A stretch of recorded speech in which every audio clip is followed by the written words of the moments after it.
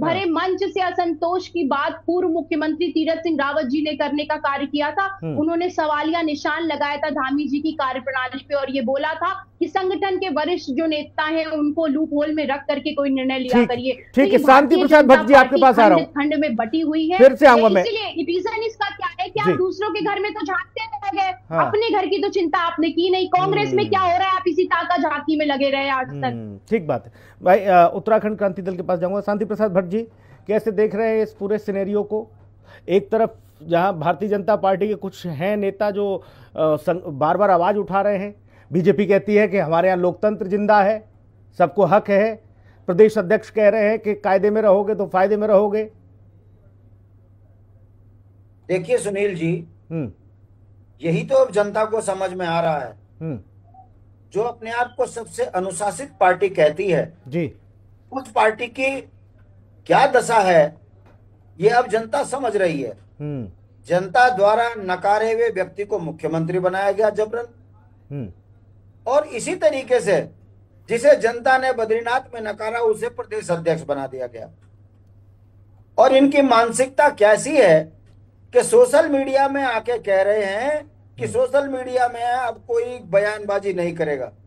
ये कितनी अनुशासित पार्टी है अब जनता समझ रही है। जो खुद अनुशासन तोड़कर सोशल मीडिया में अपनी चिचीली करवा रहे हैं वही नेता ये बता रहे हैं कि कितने विद्वान और कितनी अनुशासित पार्टी ये है।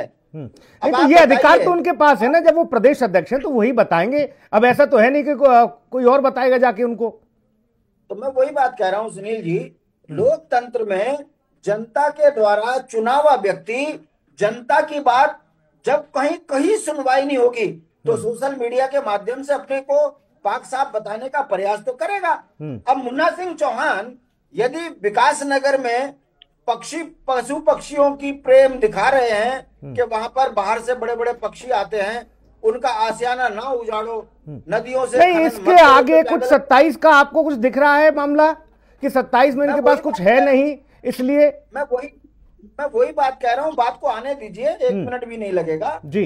अब ये भाजपा के वो नेता बोल रहे हैं सोशल मीडिया पे जिन्हें 27 में चुनाव में जाना है। भाजपा में कितनी तानाशाही है कि जब आपकी पाई नहीं हो रही है तो क्या वो अब सड़क पे भी ना बोले, क्या दर्द सड़क में भी ना दिखाएं?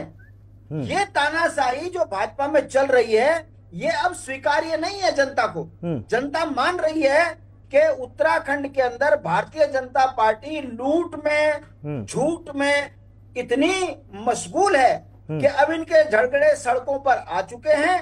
जनता 27 में इनको सबक सिखाएगी, इसलिए ये तड़फन महेंद्र भट्ट जी ने बाहर दिखा दी कि यदि इसी तरीके से पार्टी को बदनाम करते हुए जनता के बीच में अपने सवाल खड़े करोगे तो हमसे वैसे ही जवाब नहीं दिया जा रहा आपदा का, ऑल वेदर का, लूट का, भ्रष्टाचार का, ऊपर से आप लोग भी आरोप लगा रहे हो।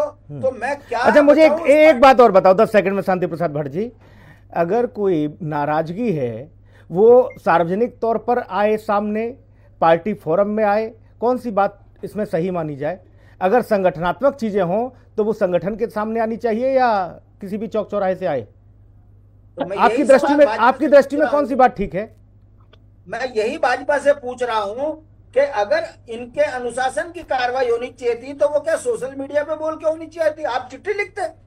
इसका मतलब आपके नियंत्रण में ना तो राज्य सरकार का कोई विधायक है, ना मंत्री है, ना आपके कोई संतरी है। इसीलिए आप अपनी इज्जत बचाने के लिए सोशल मीडिया के माध्यम से जनता में संदेश दे रहे हो कि मैं सख्त कार्रवाई करूंगा। कितनों पे करी कार्रवाई बताइए। ठीक है शांति प्रसाद भट्ट जी, ठीक है आपका सवाल आगे। मैं कमलेश रमन जी के पास जाऊंगा, लेकिन एक सेठी जी की एक टिप्पणी चाहूंगा।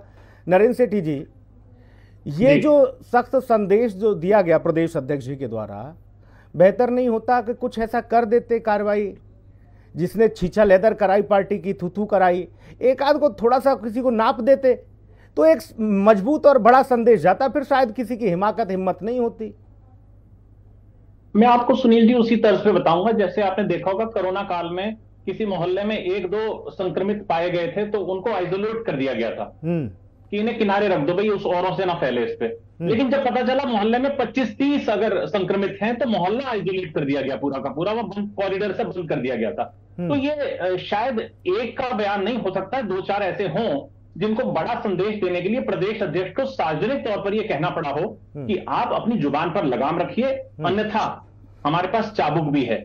और उस चाबुक के डर से और बताने के लिए, क्योंकि एक सही समय पर संभालना, क्योंकि 2027 में भाजपा के लिए मुझे लगता है कि जैसे 2 बार भाजपा सत्ता में आ चुकी है, तीसरी बार सत्ता को रिटेन करना थोड़ा टफ होता है, क्योंकि एंटी इनकम्बेंसी होती है और बहुत सारे ऐसे फैक्टर्स होते हैं सत्ता में रहते हुए जो जनता चाहती है कि कुछ हम परिवर्तन करें। तो उस लहर को रोकने के लिए, 27 को अपने को और मजबूत करने के लिए भाजपा को इन चीजों को अभी से ही शायद मुझे लगता है उन्होंने प्रैक्टिस स्टार्ट करी है। और उस प्रैक्टिस के तहत ये जो संदेश था प्रदेश अध्यक्ष का कि दायरे में बात कीजिए और